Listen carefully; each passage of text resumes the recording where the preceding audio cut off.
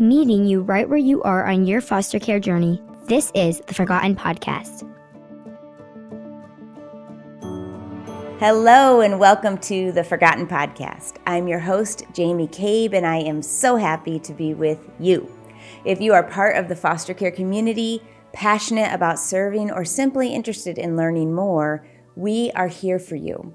In every episode of this podcast, you will hear stories from men and women who have experienced foster care to one degree or another. They may have grown up in the system, are caseworkers, foster parents, or others who are here to bring you hope or encouragement. If you enjoy this podcast, please subscribe and share it with a friend. And remember, you are not alone. I hope you enjoy the Forgotten Podcast. Well, Hudson, this is an extreme pleasure for me. For those who are listening, I get to talk with my son today. Hudson is 15. Actually, as we record, he is 15, but when this airs, he will be 16 years old and driving. Crazy. Hudson, I'm glad you're on today. Thanks for being here. Thank you. Well, Hudson has graciously agreed to his mom to share his story of being adopted. And Hud, the last time you were on the podcast, which you actually were on the podcast one other time, I don't know if you remember. Would you have remembered this? It was back in 2016, our very, very first episode. And you were probably 9, if I did my math correct, which we know is a big if. But I asked you, there's a beginning with all the kids, but I asked you, how do you feel about being adopted? Do you have any idea what you said? No? Mm-hmm. You said happy and sad. Happy and sad. And you know what? I thought that was such a really impressive or I don't know if impressive is the right word, but powerful statement. And I think it's held true for you throughout these years. Would you agree with that? Yeah. Yeah. And recently you shared your testimony of faith with our whole church family. And in it, you included much of your personal adoption story. And God really used you that night, Hudson. He used you to change the perspective of many, because I heard it. I'm going to tell you some of the people that I heard from. But you had a young kid come up, a kid who had also been adopted, and say to you, I relate to what you were saying. I relate to your feelings, didn't you? Mm-hmm. And I had grandmas of kids who have been adopted come up to me and say, wow, Hudson's story helped me to better understand my grandson who is struggling, because I didn't really understand why he was struggling until Hudson shared. And I also had a church member who came up and told me, man, and I thought you and Clint were the heroes. Like, I never understood what Hudson has gone through or what other kids go through. And to me, that was so powerful and profound. And I was so thankful, because that is a misconception. So many people think that the adoptive parents are the ones who do this big, great thing and they're the big heroes. But really, these kids, you, others, there's a lot that goes into this and a lot of different feelings and emotions that you face.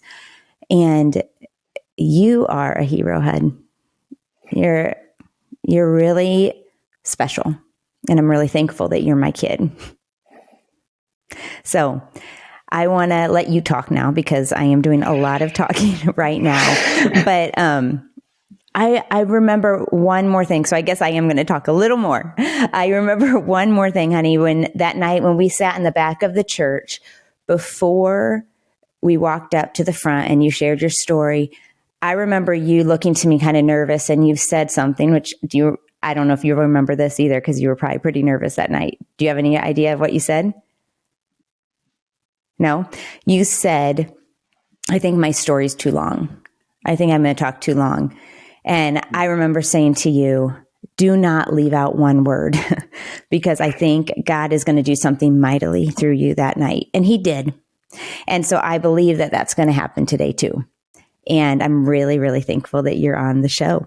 So we're going to dig in now. Are you ready, Hudson? Yeah. I'm ready. Okay. So I want you to just start wherever you feel comfortable in sharing your adoption journey. Okay. Well, I was 10 months when I was adopted from Guatemala.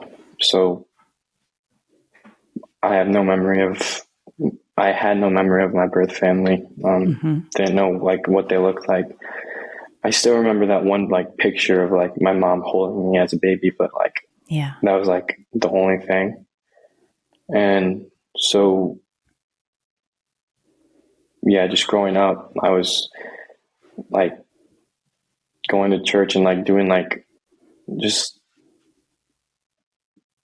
following what you guys like were telling me to do, and it just like it felt good. Like I didn't really like notice anything like different about me like at the start. So then I don't know like how far along, but like I was in elementary school, and just like there's lunch with a loved one, and like it was like a book fair at our school, and then like one day like in the week parents would come in and eat lunch with their kids. And so like my school friends would like you guys would come, and like my school friends' parents would come. And so like I didn't really notice like me being adopted until like around that time, where it's just like I could see the resemblance from them and their parents, but like for me, like there's no resemblance like between like us just like physically looking at us. Right. So and I feel like that's when like the nightmare started happening too. Just like my like birth family, because like the water volcano down there in Antigua, like they live close by, and so like just dreams about like them, like that exploding, just thoughts running through my like head constantly about like are they safe? Like I knew they like just they're so far away, so it's like it was just hard to like not worry, because like there's times when I'd just like try to like I'd be thinking about it, and like I'd just be like just like stop and just like be calm about it, but like it never worked. So just like that constant anxiety through a lot of the start, like elementary school, was like it was real. And I'm going to pause you right there real quick. I mean, I remember that so very well. I remember actually after, it might have been a lunch with a loved one. I remember you asking me the question, why is your skin white and my skin brown? And that was, you were really starting to recognize, like you said, the differences. And do you remember, like, were kids asking you, why do your parents look different? Do you remember like the different feelings you had about that specifically?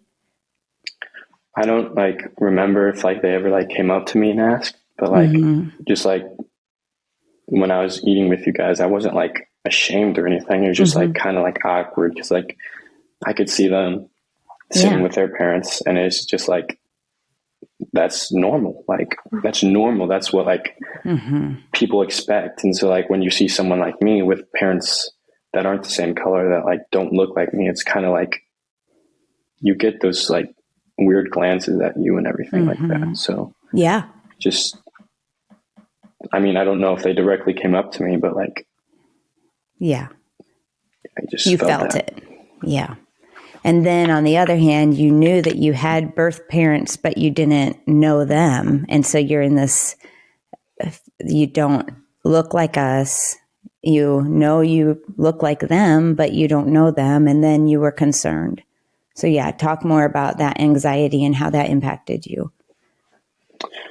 Well, like through that, like I feel like I had more like just anxiety about a lot of things. So like not just them in general, but just like everything. And like that's when I like repented, like at like 7, I think, because I was scared about hell and like what it was. And so like I just didn't want to like add that to my list of things that I was scared of, and that was like making me more scared. So wasn't it an Adventures in Odyssey that talked about like hell, and that you came to me and was like, I don't want to go there, and we talked about how to get saved, right? Pray the prayer. Yeah. Yeah. Yeah. But like also that anxiety, like it made me like not control my feelings as well. So like my anger mismanagements was starting to happen. And it was a while until like it kind of like died down, and like just like having that constant anxiety about like, are they okay? Like just all of that. Why can't I see them? Why am I different from everyone else at school? Like it was just like constantly like going through my head. And so like when something like made me irritated, like before, if I didn't have that anxiety, I probably would have handled it better. But like I was already going through so much. I was already thinking through so much. And so it was just like another one of those things that just exploded. So I feel like that anxiety really like I had less control over my feelings, I feel like. Yeah.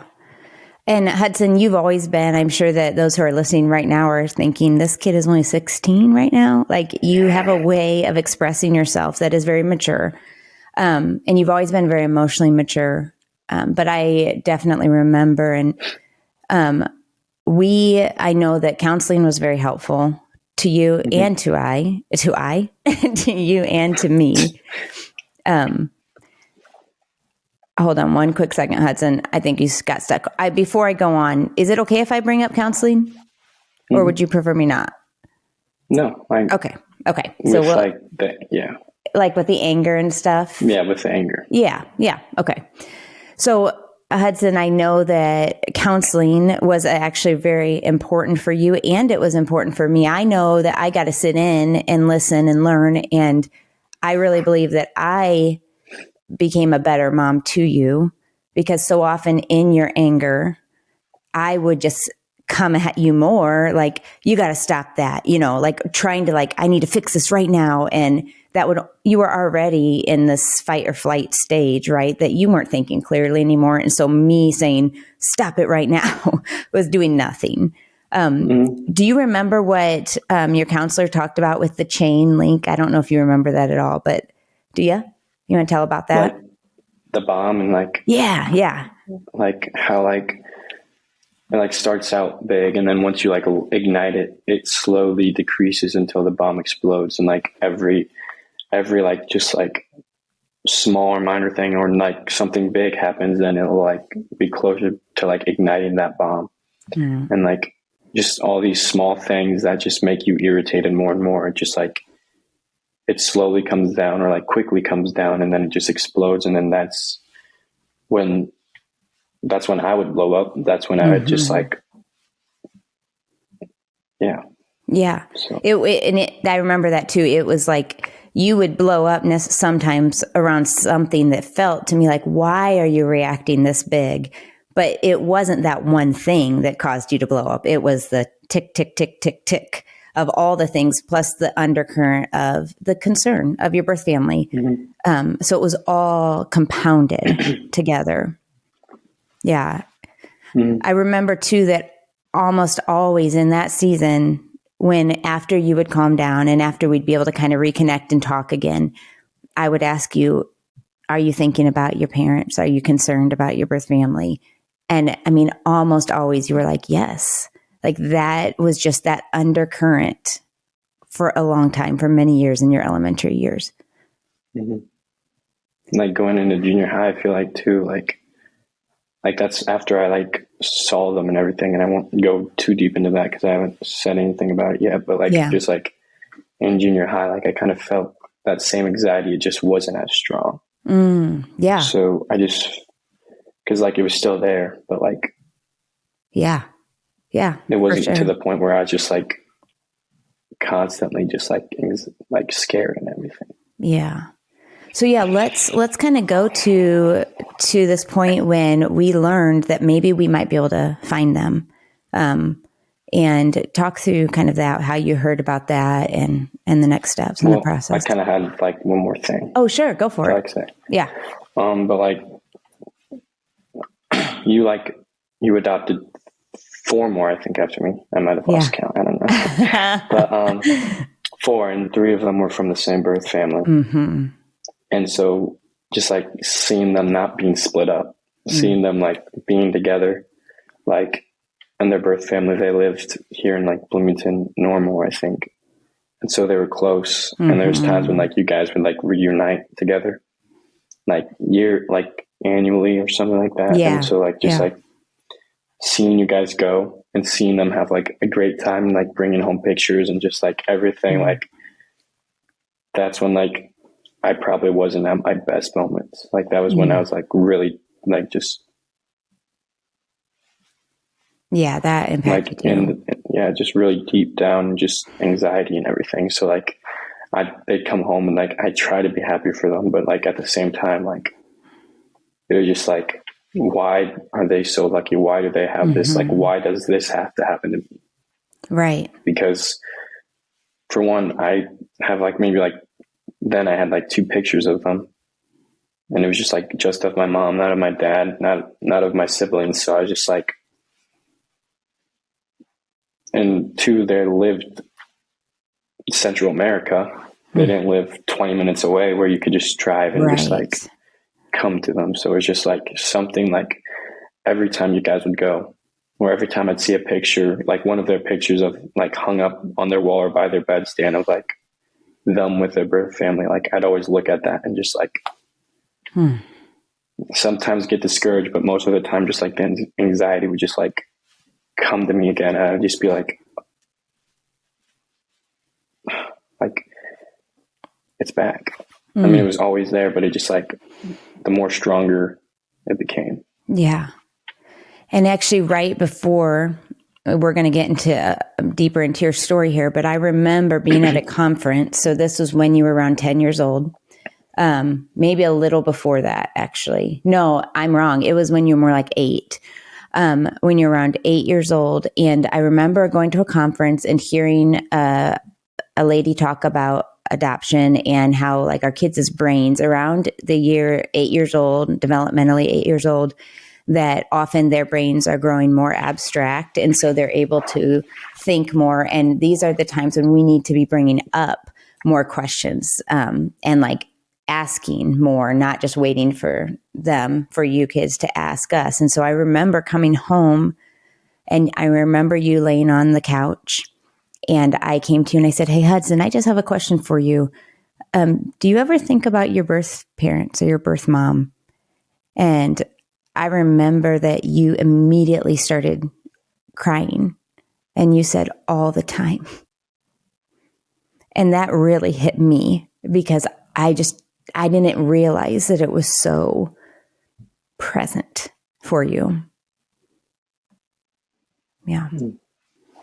So let's talk about what happened next when I had talked to a friend and found out that maybe I'd be able to find your birth family. So I think it was, I don't know how old I was. Like it was before 10, but like I think you were probably 9. 9. Yeah. So like you guys like came to me, like you guys wasn't at Lifesong where like you found this, like you just kept, it was through Lifesong. Through Lifesong. And like you found a couple that lived near Antigua or like in Antigua and like they were willing to help.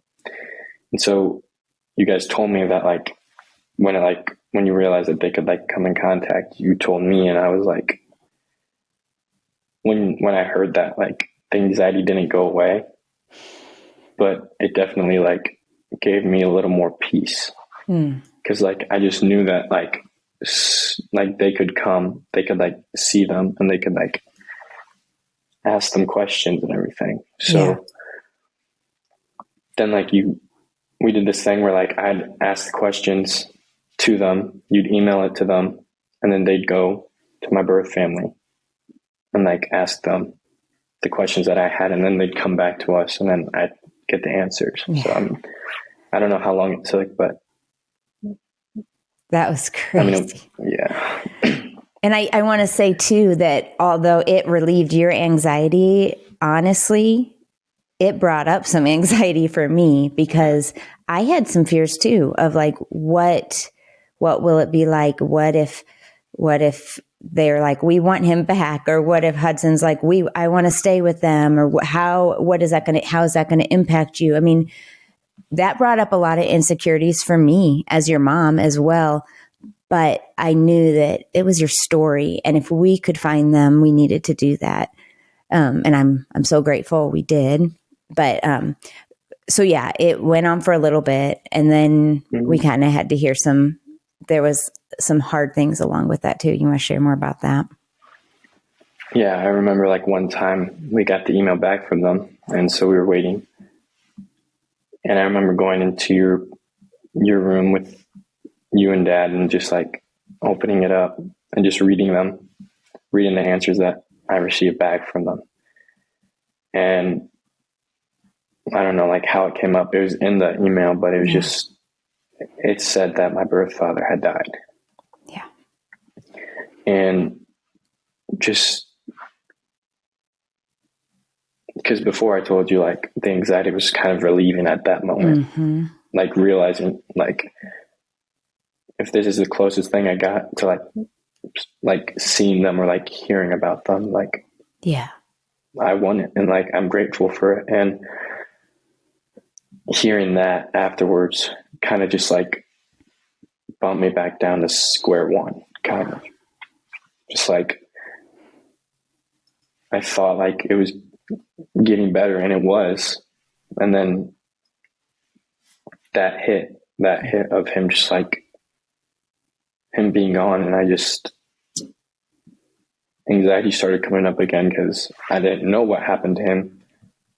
I didn't know if it could happen to my birth mother, my like siblings that I had. And so it was just like that setup, like, cause I always feared of them, like not like dying before I got to see them again. Yeah. Like that was always something that I like had worried about, and like having that fear come true made that fear a lot more intense and like a lot more scarier to me, because like it wasn't that all of them died, it was one person, and I didn't know if that could happen to like everyone else. I didn't know like what happened. So like that night I remember just like, I don't think I was like questioning God, but I was just like asking myself, like, what did I do to deserve this? Like, because like I didn't know, like I was so different from everyone else at the start, being adopted, being so far away from them. And then just having that come, I didn't have any pictures of him. It was just of my mom, and just like him just like being gone, like just made me like,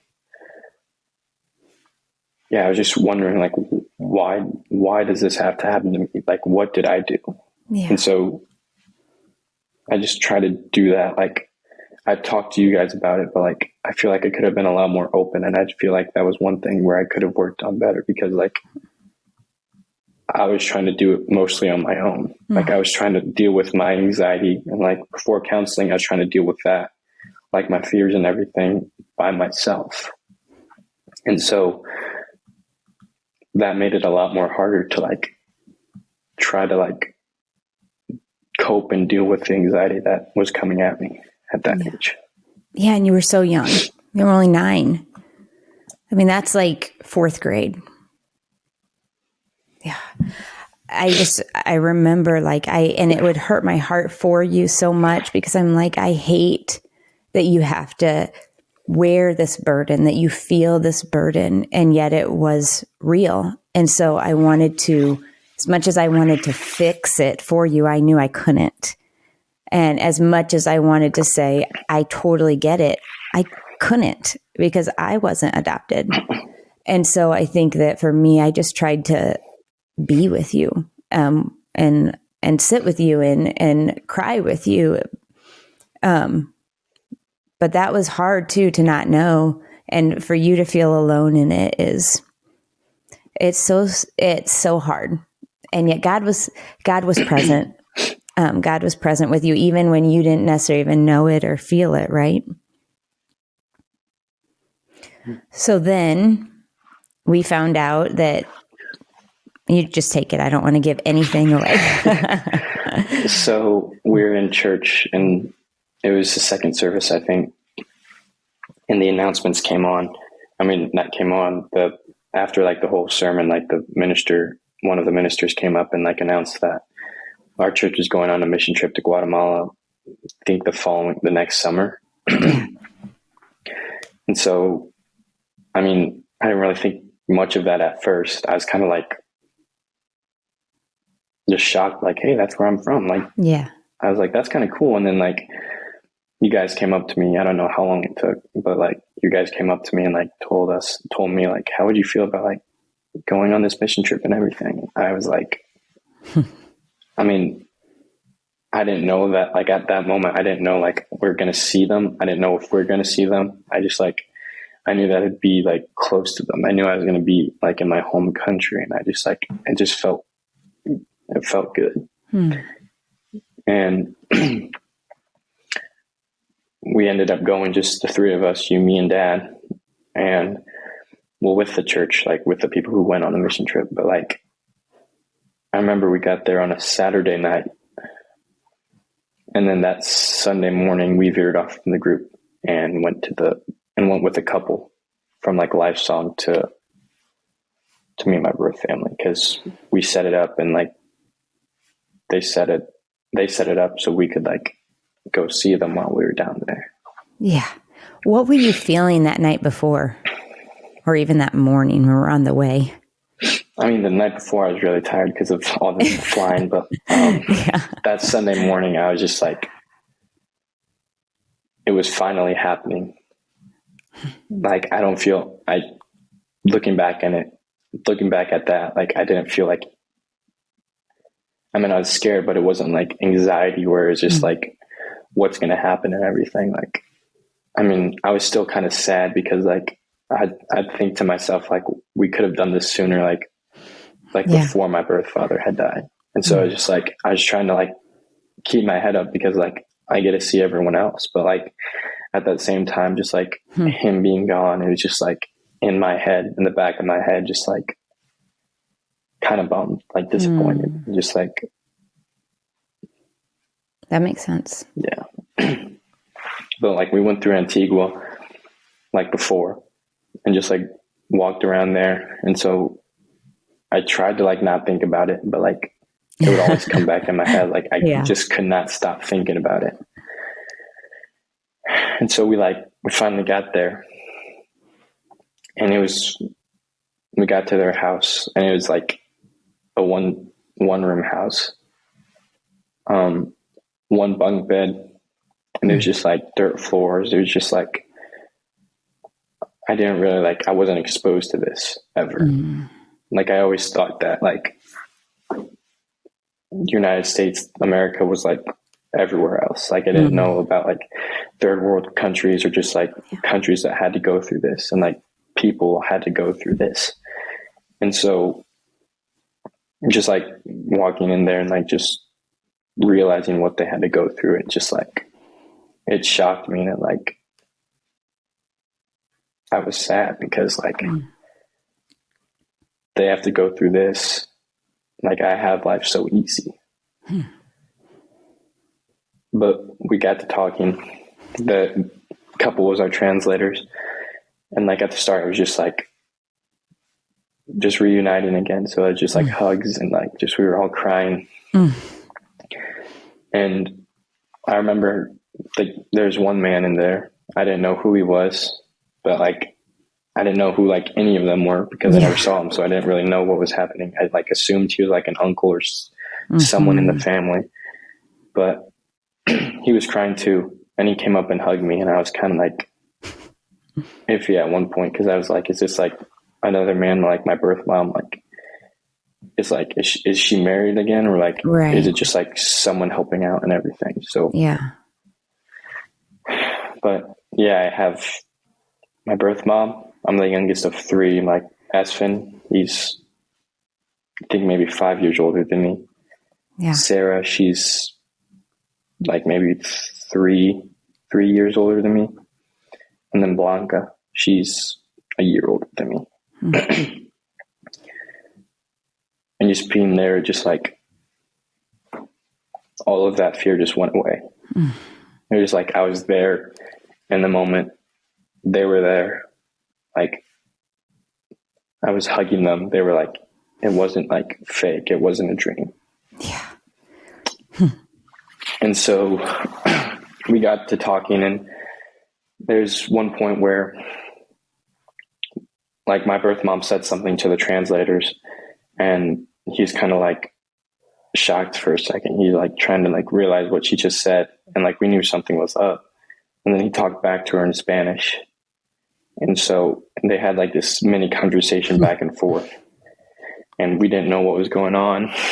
And finally, like, he turned to us and he is like, that man, like right there, the one that I felt awkward around. He's like, that's your real father. And for a second, I was just like trying to like comprehend, trying to take in what he just said. Cause I was like, but he's dead. Like, Yeah. I can't be like, I wanted to like just say right away, think right away, that is him. But like at the same time, I was like, for like a year and a half, I was mourning for him. I was like feeling the feelings of like him dying, like him being dead. And so like trying to realize that he was there, that was truly him. It was just like, that's when I like kind of like, I felt like it was like, I felt God in there. Like I felt God in that moment. Cause like afterwards, like, because we had a video of it. But afterwards I remember Dad, like, just like after the video, after we watched it, he was like, you know what? Like, that's kind of like God bringing someone back to life. Yeah. Like someone like bringing like a dead man back to life. Like, and I couldn't agree more, because like I thought he was dead. That's all I knew about him. So it wasn't like, oh, I know he's not dead, but I'm still gonna like think about like him being dead. Like, it wasn't like that. Like, I felt those feelings of like someone dying. Yeah. And like, it was all real to me. And then having him standing there right in front of me, face to face, it was like I hugged him the second time, and it did not feel as awkward. And yeah. And do you want to share kind of why we first thought he was dead? Yeah. So like, they said that my birth mom said that he was dead because she was ashamed of him. Like, she was not ashamed, but like, he was involved in drugs, I think. Something that he was involved Alcohol. in some stuff, that took him away. He's just involved in, and he went to jail for a couple of years. And so she was afraid of what we would think of that. She was afraid of like, if she told us the truth, then like, you guys, like my parents, you guys would think differently about it, and like not want us to come over, and like not want us to visit. So, I mean, I get why she did it.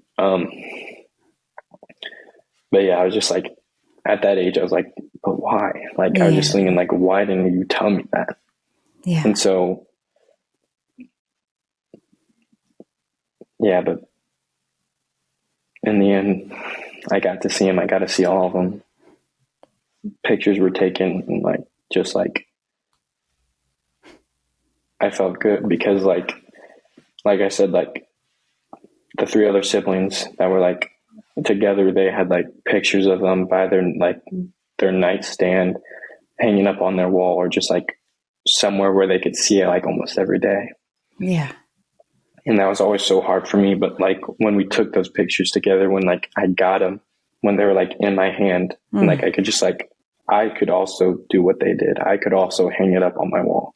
I could have it, like, I could frame it and put it on my nightstand. It was just like, that was like one of the major things that like just let the anxiety go away. Yeah. Or not go away, but like diminish a little bit, because it was like, every day I wake up, I see them, and it wasn't like it wasn't like me imagining what they looked like. It wasn't me like just imagining how they looked or like where they were. Like I experienced not what they went through, but like where they were and like what they looked like. And I knew that. And so just having that, it really helped with the anxiety. Yeah. It was an absolutely incredible experience. And I'll never forget seeing your birth mom, your mom, and hugging her, and she hugging me, and both of us crying, and both of us saying thank you to the other. It was incredible. And to hug your siblings and your dad. Yeah, that was a powerful day. I couldn't believe how peaceful you were after that either. I mean, it was like a switch had flipped. And you were like just at peace. A 10-year-old. You're 10 at this time. Yeah, that was incredible. Is there more to that story that you want to share? I mean, just like afterwards, like you said, like I felt more at peace, and like I think I still was at counseling.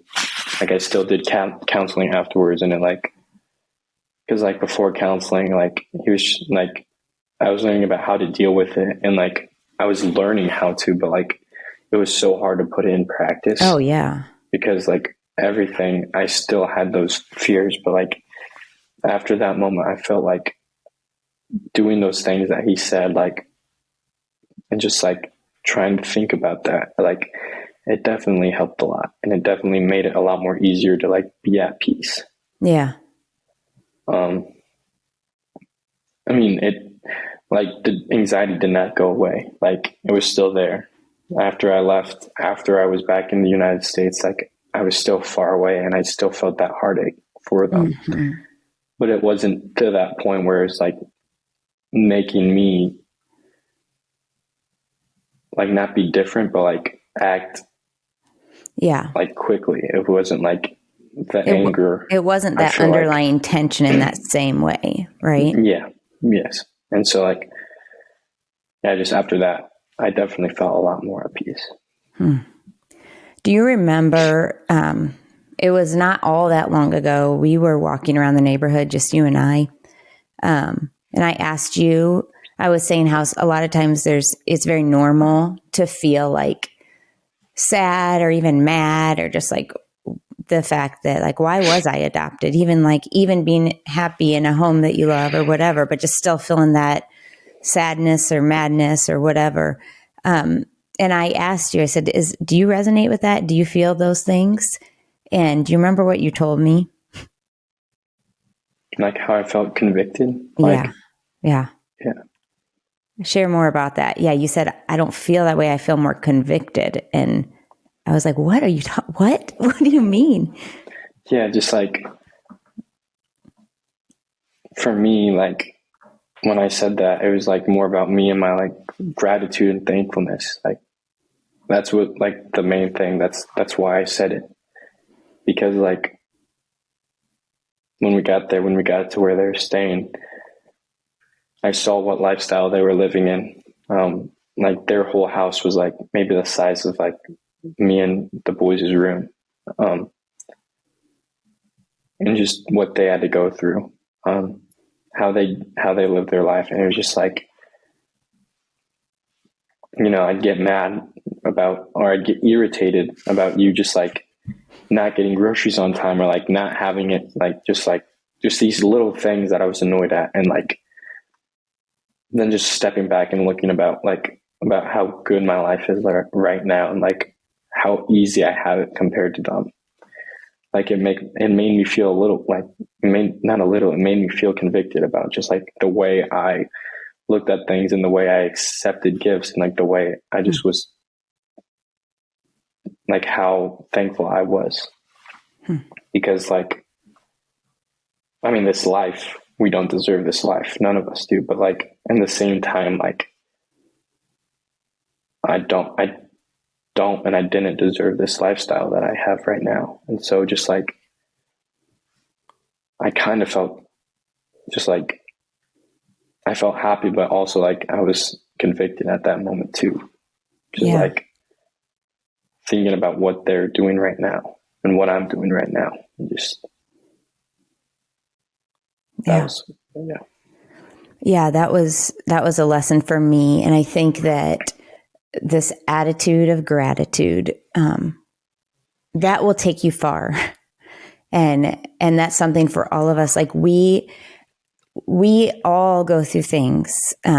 You know this well, not just with the story, with just life in general. We all go through things that are hard, seasons that are hard, times where we're struggling more than others. And we're going to grow. We're going to grow, but we're either going to grow bitter or we're going to grow better. And you will grow better, Hudson, when you continue to have that attitude of gratitude and just thinking about like being grateful to Jesus, because ultimately he is our only hope. And that's what I want too. I mean, as a human, we all can go through times when we're like, it's not fair, right? I don't want this. I don't want that. But if we can get the focus off of ourselves and really feel those feelings, I think it's very important to feel and then acknowledge our feelings. We don't want to stuff it, but then go back to God, right? And say, thank you, God, for being near. Thank you for being present. Thank you for being real. That's when we can really grow and even help other people in the journey. And that's what I'm seeing in your life now. And that will continue. Is there anything that you would like to share with, maybe there's someone who's listening, maybe there's a kid your age listening, maybe there's a parent who has a kid around your age, or kids who've been adopted and they want to share this with their kids. What would you like to say to them? Maybe let's talk specifically to someone who's struggling with a lot of the anxiety or the anger or the questions. Don't try to hide it. Don't try to like do it by yourself. Like before counseling, like that was a struggle that I was going through. Like I would try to put it on myself. Like, this is what I have to do. Like, it's my job to do it. Like, I have to solve my struggles by myself. And so I didn't really like be open as much as I could have been and like should have been. Cause like the anxiety was there. I was going through it. And like, I was trying to just like talk to myself like, hey, it's fine. Just, I was trying to let it go. And like the anxiety that we have as like kids who are adopted, like, I mean, for me, it was inevitable at that time, just like it was always there. Like, and so trying to deal with it by myself was like, made it a lot more harder to like, I want to say a lot more harder to overcome, but like, I didn't overcome it just by myself. Like I had the help of parents, my family, my counselors, and just seeing them in person, it really helped too. So Be open. That's awesome, hun. Is there anything else on your heart right now that you just want to share before we close out?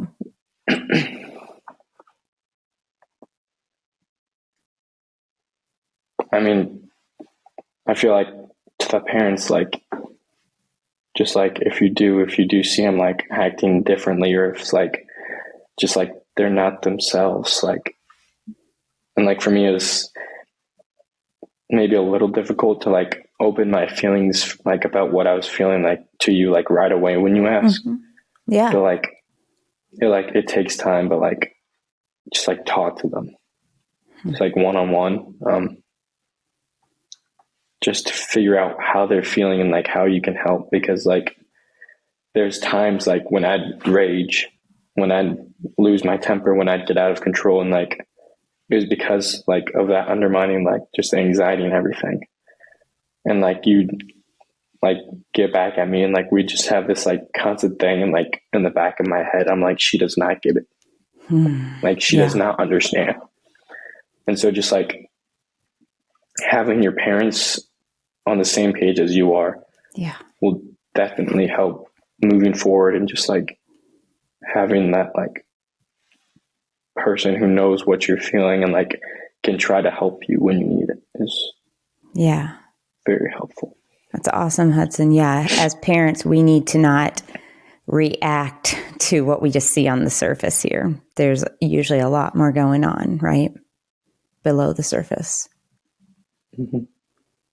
Hudson, I am incredibly proud of you. I appreciate you being on, and I love you. I love you too. Well, I hope that today's episode encouraged you wherever you are on your foster care journey. We want you to stay connected, so be sure to subscribe and turn on notifications so you will never miss an episode. Also, we have great content at theforgotteninitiative.org. Thank you for watching. I cannot wait to be with you next time.